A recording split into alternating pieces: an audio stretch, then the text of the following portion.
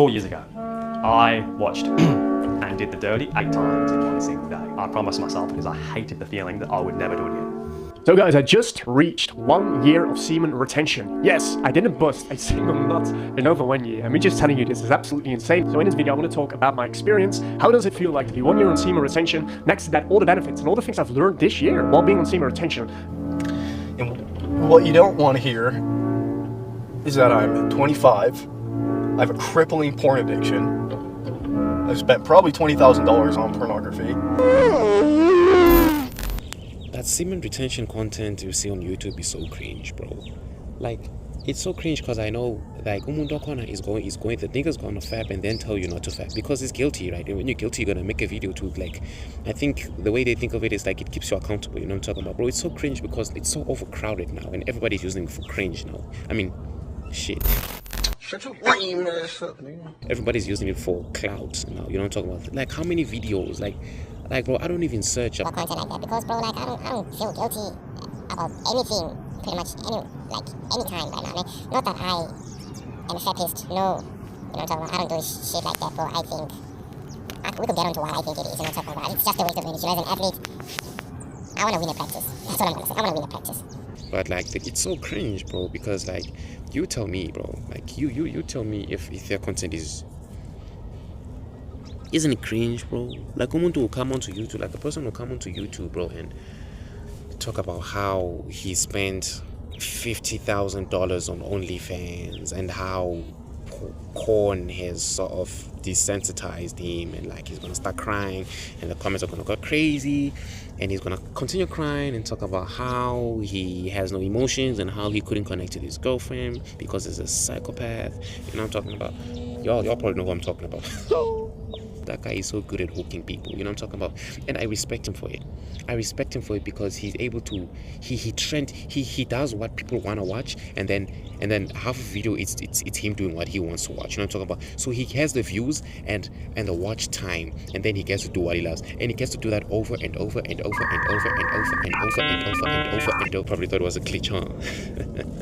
I respect him for that, you know what I'm talking about? But this NoFap content, it's so cringe, bro. Like, it's so cringe because I don't see the point. Is the point to warn people, is it to warn young men about the dangers of masturbation, or is it it's literally just for clout, bro? Or is it to, you know what I'm talking about? Because, bro, I can tell you right now, if there's actually a stat out there, bro, you know what I'm talking about, I bet you the rate of masturbation right now has increased because of this content. I'm telling you, bro. I'm telling you, my nigga. I believe it's a fucking, I believe, here's my theory. I believe that this content it's a trigger too.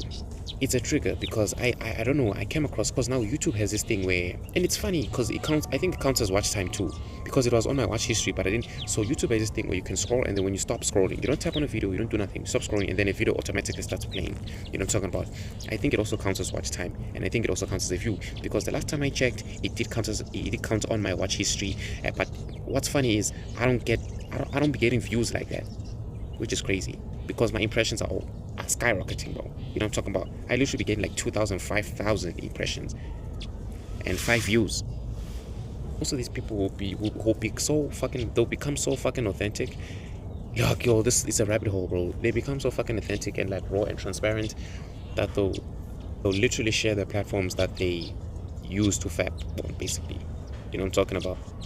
You're telling me there's no kids out there who record that and like who clip it and who are gonna actually visit this site? You know what I'm talking about? The reason I said the rabbit hole goes deeper is because I'm thinking maybe these people are actually promoting. I should check the descriptions of these videos from now on. Maybe these platforms or these websites are using these YouTubers to promote their shit.